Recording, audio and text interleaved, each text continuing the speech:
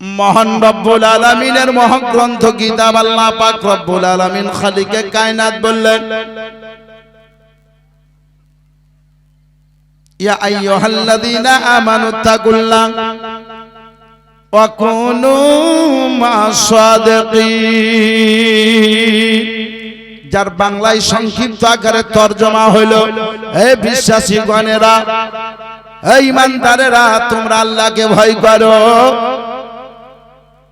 এবং তোমরা সত্যবাদীদের সঙ্গী লাভ করো। আল্লাহ পাক কোন জাতিকে বললেন না, অন্য কোন গোষ্ঠীকে নয়, কাদেরকে বললেন? যারা ঈমান এনেছো তারাই আমি আল্লাহ আমাকে ভয় করো। আজকে আল্লাহর ভয় যদি আমাদের অন্তরে থাকতো, আমি আপনাকে বলতে চাই, তো জলসায় এই অবস্থা হতো না। আপনি বলবেন, মাওলানা কি অবস্থা হলো? কিছু লোককে দেখা যাচ্ছে রাস্তাঘাটে ঘুরে বেড়ায়। আল্লাহর ভয় যদি অন্তরে থাকে তো মনে রাখতে হবে আল্লাহর হাবিবের সভাতে যেতে হবে। আল্লাহর ভয় যদি অন্তরে থাকে, আল্লাহ যে আমাদের উপরে নামাজকে ফরজ করেছেন ওই নামাজ আদায় করতে হবে। মুসলমানের আগো এই জালসাটা মসজিদের উন্নতি করবে, সুতরাং নামাজের কথা আমাকে বলতেই হবে, না বললে চলবে না। কারণ মসজিদের উন্নতি করবেন দান খয়রাত করে, টাকা পয়সা দিয়ে মসজিদ বানাবেন। মসজিদ যদি এরকম আছে, টাইলস বসাবেন, মোজা করবেন, মসজিদে মাওলানার ঘর নাই ঘর তৈরি করবেন, মক্তব নাই মক্তব তৈরি করবেন, বিভিন্ন মসজিদের কাজকর্ম করবেন। কিন্তু মসজিদ মানে আপনারা জানেন ইবাদতের ঘর, আল্লাহর ইবাদত করা হয়। দুনিয়ার মধ্যে জান্নাতি ঘর, তাহলে ওই জান্নাতি ঘরে যখন আপনারা দান করবেন তখন জান্নাতি ঘরের ইবাদতের কথা আমাকে বলতেই হবে। তবে শুনেন শুনেন, আজকে আল্লাহর ভয় যদি অন্তরে থাকতো গো, আমরা সবাই 5 ওয়াক্তের সর্বপ্রথম নামাজি হতাম। কথা বলেন ঠিক কিনা? যতক্ষণ জালসা শুনি মনে করি কাল থেকে নামাজ পড়ব, রাত পার হয়ে গেল, নামাজ শেষ। ও মুসলমানের আগে হাদিসে পাক উঠান, একজন নবীর সাহাবী যার নাম হলো হযরত আবু দুজানা।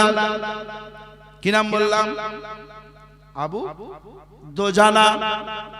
মাঝে মাঝে আপনাকে জিজ্ঞাসা করব, আপনি উঠে হয়তো বলিয়েন না। এক জায়গায় বলছি সাহাবীর নাম কি বললাম, তো একটা লোক উঠে বলছে, যদি জানতাম তো আপনাকে আনতাম। বুঝতে পেরেছেন? এই কথাগুলো বলিয়েন না। বেরাদারানে ইসলাম, আমি আপনাদেরকে জানাতে চাই, সাহাবী রাসূল বললেন, শুনো শুনো, আমার নবী যখন বলে দিয়েছিলেন যদি তোমরা ইচ্ছাকৃত 1 ওয়াক্তের বা 1 রেকাতের নামাজকে কাজা করে দাও তো 80 হুব্বা জাহান্নামে যেতে হবে, আর 1 হুব্বা সমান 70,000 বছর। চিন্তা করিয়েন, 1 রেকাতে পজিশন যদি এই হয়, 2 রেকাতের পজিশন কি হতে পারে, 3 রেকাতের পজিশন কেমন আসতে পারে, 4 রেকাতের জন্য কি হতে পারে, আর 4 রেকাত 1 ওয়াক্তের যদি হয় তো 5 ওয়াক্তের কেমন হতে পারে।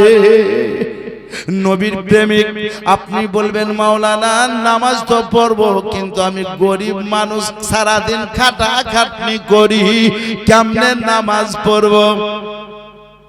কিন্তু আপনি জানেন আল্লাহর কোরআন বলেছে আল্লাহ পাক জিন আর ইনসানকে ইবাদত বান্দেগীর জন্য সৃষ্টি করেছে।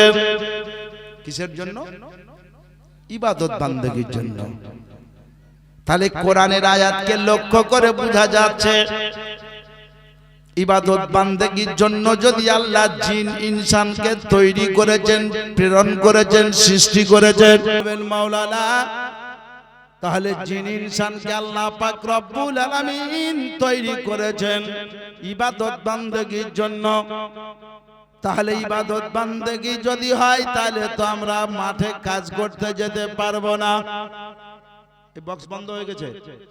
তাহলে তো আমরা কাজ কাম করতে পারবো না, বাগানে যেতে পারবো না, মাঠে ঘাটে যেতে পারবো না, আমরা বাইরে কাজ করতে যেতে পারবো না। আমার দয়ার নবী রহমাতাল লিল আলামিন বললেন, ও গো আমার উম্মত উম্মতি, মহান আল্লাহ তোমাদেরকে ইবাদত বান্দেগীর জন্য সৃষ্টি করেছেন, মহান আল্লাহ পাক তোমাদেরকে ইবাদত বান্দেগীর জন্য তৈরি করেছেন। তবে মাথায় রাখো, কোন লোক ফজরের নামাজ পড়ে বাড়ি থেকে বেরিয়ে ওই লোকটা যদি মাঠে কাজ করতে যায়, জোহরের নামাজের আগে পর্যন্ত যে কাজ করবে প্রত্যেকটি কাজই তার ইবাদতে গণ্য হয়ে যাবে। ইসলাম আমি আপনাদেরকে জানাতে চাই, দয়ার নবী বললেন, ও গো আমার উম্মত উম্মতি, জোহরের নামাজ পড়ে যখন আবার যে কোনো কাজ কাম করবে,